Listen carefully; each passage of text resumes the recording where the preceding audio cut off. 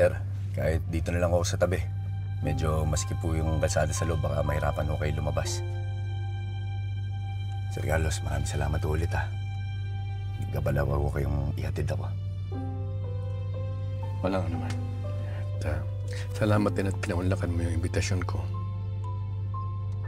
Good job pala sa presentation mo kanina. Hayaan mo pag-aaral namin lahat ng mga recommendations mo. Maraming salamat po, sir. Sir Carlos, alam niyo, nung mga oras na humarap po kayo sa amin doon sa convention, at sinabi niyo sa amin na papakinggan niyo daw yung lahat ng mga hinaing namin mga riders ng biyahero. Sobrang sayaw namin, sir. Parang, totoo nga niyan, para kayong blessing para ho sa aming lahat ng mga riders. At pa, sir, maraming salamat din ho sa inyo dahil ako yung napili niyo para magrepresenta at maging boses ng lahat ng riders ng biyahero. Hindi ako nanggamali sa'yo. Confident ka, magaling kang makisama.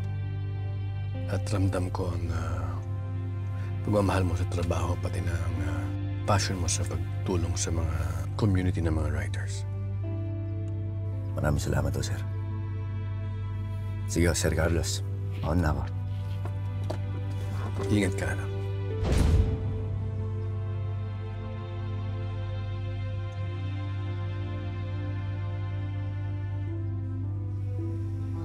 Ano yung tinawag niyo sa akin, sir?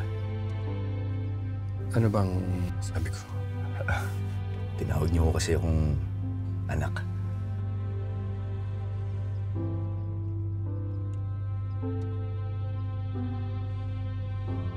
Naalala ko lang yung anak ko sa'yo at halos kasing edad mo siya.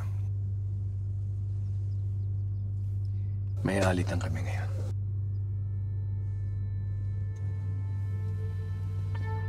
Ganun ba, sir? Alam niyo, sir, sa isang pamilya, hindi naman ho talaga maiiwasan yung mga pag-aalitan eh. Pero nakakasigurado ako na magkakaayos kayo ng anak niyo. Dahil mabuti kang tao, Sir Carlos. At naniniwala ako na mabuting tao rin noong anak niyo.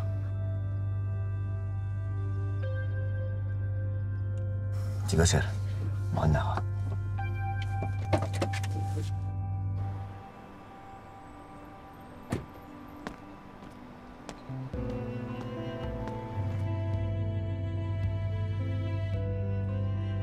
Ayos lang kayo sa inyo. Wala namang problemang tawagin ka na. Spa tayo.